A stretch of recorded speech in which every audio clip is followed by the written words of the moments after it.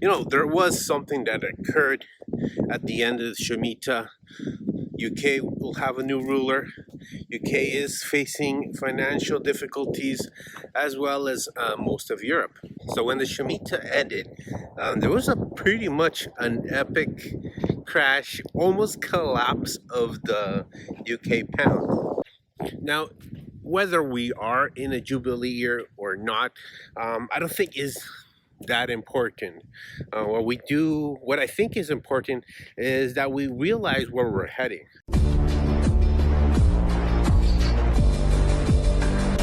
This September, the Italian city of Bologna is piloting a social credit system, the first of its kind in Europe.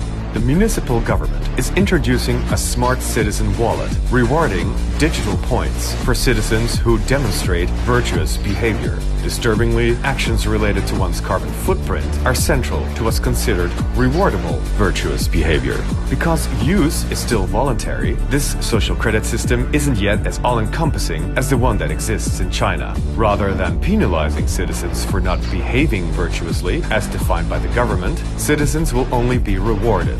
The government hopes that this distinction, treating the social credit score more like a reward card, will increase the adoption among Italian citizens. Let's look 8 years ahead. 2030. The history of the new Ukraine is studied all over the globe. Why?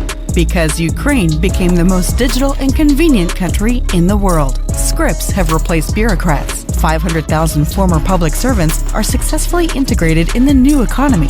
No more red tape, but paperless. No more banknotes, but cashless. Yes, we became the first country to abandon paper money. And I think at the end of the day, where we're heading is into a new currency, into a digital currency, this push for a CBDC, so central bank digital currency. And this is not good.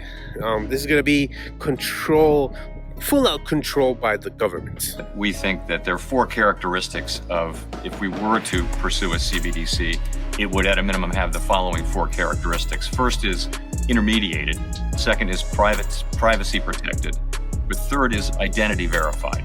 So it would not be anonymous. It would not be an anonymous bearer instrument. And fourth is transferable or interoperable. So we would be looking to balance privacy protection with identity verification, which has to be done, of course, in today's traditional banking system. Where do we stand? We central bankers, we have been operating as a monetary anchor in relation to the commercial banks and the private money. If we are not in that game, if we are not involved in experimenting, in innovating in terms of digital central bank money, we risk losing the role of anchor that we have played for many, many decades. And we have historical examples of period where the central bank monetary anchor was not there, and that precipitated crisis after crisis. That certainly was the case at the time of the free banking in the 19th century. Do we want to go back to those days? Probably not. I would say certainly not from our vantage point, as a result of which we have to respond to the demand for those digital payments in order to maintain the role of anchor that we have been playing regularly. So I'm not quite sure what will happen. I want to be optimistic and think that there are good people out there, and we will be triumphant, and we won't be, continuing this charade, this whole thing that's been set up against us. It's been 2 years of pure on propaganda.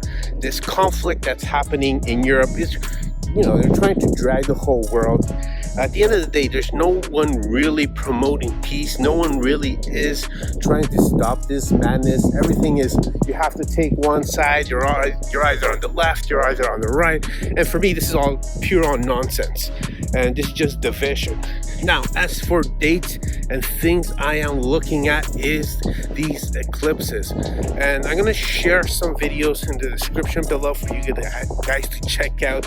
Some astrologers and some psychics, let's say, are really talking about these next eclipses that are going to occur in the following month, basically. So we're talking an eclipse that's going to occur in October 25th, and I believe the eclipse in November will be on November 8th. And as you can see, I'm also, I've changed my environment. I do not live in the city anymore. I am planning to live in this location, roughly around this location, grow my own food, and it wasn't easy to get here, to be honest. And I'm really optimistic, even though there are some challenges and some uncertainties that I'm going to be facing. That is all I really have to share. Check out those videos. I'm going to be sharing the descriptions. They're very informative. Hopefully I'll be able to settle down and be able to have like a little studio where I can make more videos and basically share my journey of entering into this mad world we're going into. All right, till the next time. Peace.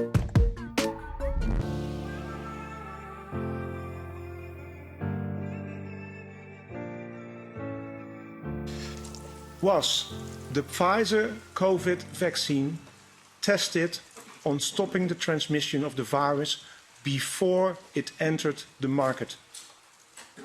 If not, please say it clearly. If yes, are you willing to share the data with this committee? And I really want a straight answer, yes or no, and I'm looking forward to it. Thank you very much. Regarding the question around, did we know about stopping immunisation before it's entered the market? No. We had to really move at the speed of science to really understand what is taking place in the market.